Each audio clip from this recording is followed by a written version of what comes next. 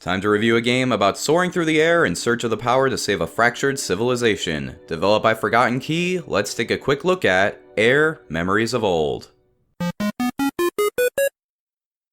AER is an exploration-based, story-driven game in which players are tasked with finding keys to access temples and retrieve 3 pieces of an ancient artifact that will be used to save a fractured world. In this game, the player is a shifter, granted the ability to switch between her human form and bird form, allowing for free flight from island to island around this world floating in the sky. As players go through the game, they'll learn more about the world, its dark past, and her role in it all.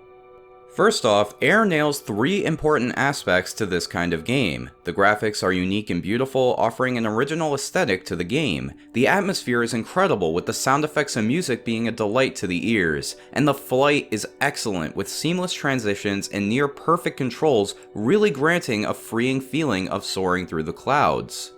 That being said, the game does have 2 major flaws: the story and the gameplay. The story is kind of unique, kind of original, but honestly the game would have been better off with more ambiguity. Everything is explained in way too much detail, and unfortunately that detail is both predictable and a touch cliché. The gameplay feels uninspired, sort of like an afterthought. There are some incredibly simple puzzles, but aside from that, you mostly just fly around until you get to your next goal. And when the story isn't interesting, the reward for reaching your destination sometimes isn't worth the effort it took to get there. The other aspects of the game lift up these shortcomings, but not enough to save the overall package. In the end, AER is good enough for me to recommend it to fans of atmospheric exploration games, but if that's not your thing, I'd say hold off, which is why it gets a 6.5 out of 10. The puzzles are simple and the story isn't anything stunning, but it's still quite a unique experience to be had.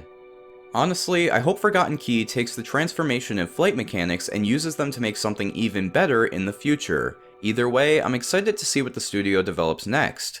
I hope you enjoyed this review. If you did, please consider subscribing for more, and until next time, have a mighty nifty day today.